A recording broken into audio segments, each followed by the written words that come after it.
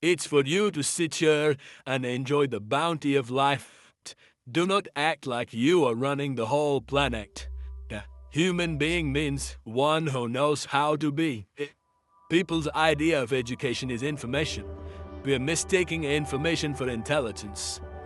Mind it like a cloud, you can make it any shape. So, your sense of happiness is only when everybody is doing worse than you. What kind of life is that? Have you ever thought about how this universe functions? And what is your role in this universe? Should we be spending time focusing on others? Well, Sadhguru has the answers to these questions. Let's listen to him. Do not act like you are running the whole planet, or you are running the whole universe for that matter. You are not. It is happening by itself. You are a tiny little creature who is here for a little bit of time. Don't make so much fuss about it. To handle a few years of life, do not make such a big fuss.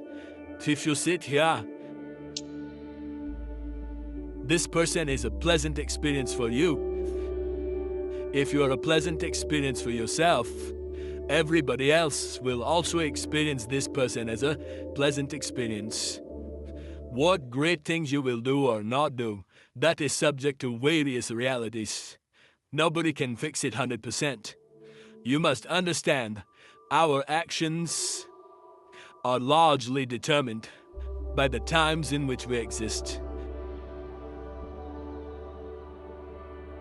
You need to understand what we are doing, our actions, and what we do and do not do is the times in which we exist.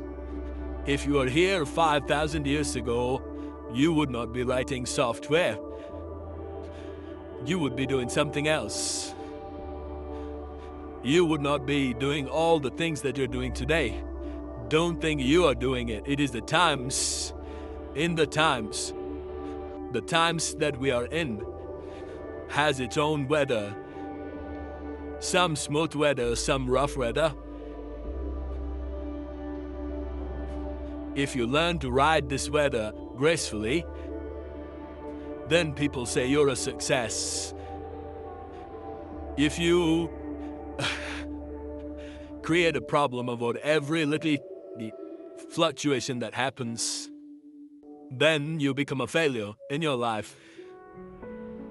If you were a wave surfer, you've seen people surfing on the waves. What is his dream? He would like to have a tsunami.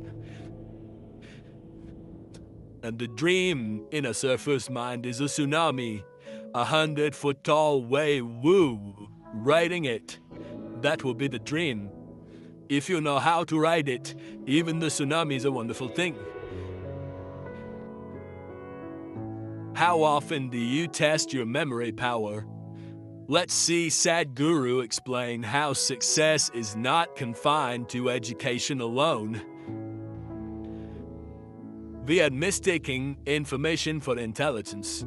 Once you heap yourself with too much information, now attention is a serious problem. Once you have no attention, once you have no ability to hold your attention, you have lost your ability to access your intelligence also. You will just churn out the information from memory. In the yogic system, there are 4 main aspects of the mind. I'll not go into the detail, but the memory part of the mind is of least importance. It's the chitta, which is connected with the consciousness, which is most important. If you find a shape for your chitta, that shape will manifest always, because it's empowered by life-making material, which for lack of words we're using the word consciousness, that which is the basis of life. Once your mind is yoked to that, then what shape your mind takes, mind is like a cloud. You can make it any shape. You can make it godlike, you can make it the devil out of it, you can make a pig out of it, you can make whatever out of it, It's a nebulous thing. So what shape you give to a chitta, it will always manifest in the world. because it's empowered by life-making energy behind it. So that is the most important aspect of the mind, not the memory. There's a beautiful incident. You heard of Andrew Carnegie. When Andrew Carnegie started his enterprise, in a short span of time, he became so super successful and made so much money. At that time, okay, there's not the age of Google or Facebook or Twitter where in 2 years they become multi-billionaires and all. Those days, people had to set up manufacturing this and that and make money, which would take decades or generations. So this guy made so much money in a short span of time. People suspected, the US government suspected he's doing some malpractice. They set up a Senate investigation committee. So they questioned him in every way possible, and they found nothing wrong with his business. Then they asked, how do you manage to make so much money and be so successful?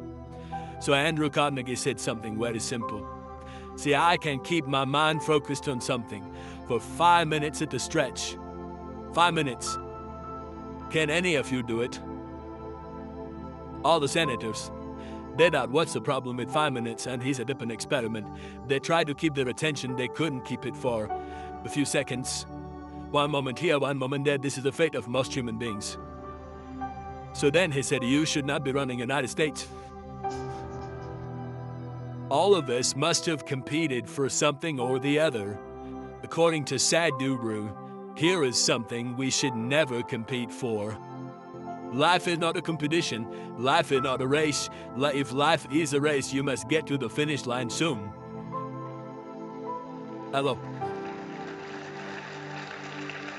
If you think life is a race, you must be at the finish line today. I can tell you how. You want to believe it? No. This is not a race. This is a tremendous privilege that we have come as human beings. This means our ability to experience life is of a much larger proportion than any other creature on this planet. That is the significance of who we are. Yes, we can experience life in many more vivid ways than how an ant can experience, how a grasshopper can experience, how somebody else can experience. This is our privilege, is of experiencing life. We are trying to win the race. If you win the race, you should be in the crematorium today, which will help improve yourself, focus, or attention. We clear this doubt by listening to what Sadhguru has to say. If I had only focus without the general attention about everything around me, indiscriminate attention I'm talking about, attention not even about something, just being attentive only because there is a certain level of attention and awareness within you, you even know that you exist. Otherwise, let's say in sleep, in your experience, neither the world exists nor you exist. All that's happened is there is no attention. Because there is no attention, there is no perception of any kind. So first thing is attention, that there is a general grasp of everything. Then there's a particular interest. Then we focus it down to that particular interest.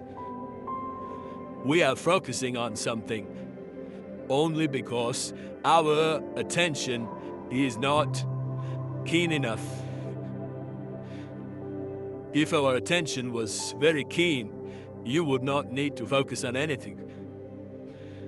If your attention has to be very keen about everything, then you should stop discriminating in terms of, I like this person, I don't like this person, this is good, this is bad, this is nice, this is not nice, this is useful, this is not useful. If you do not make any kind of discrimination, you just work on your attention, not about being attentive about something, just being super attentive, not about anything. See, right now if you increase the voltage in this all where you're sipping, when light comes on, light is not thinking in terms of whom should I focus on.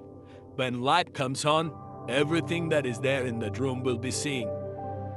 This is important. This is a very important aspect of yogic process is that we go on working on our attention, that we keep on keying up our attention to a higher and higher level, a higher and higher voltage and intensity.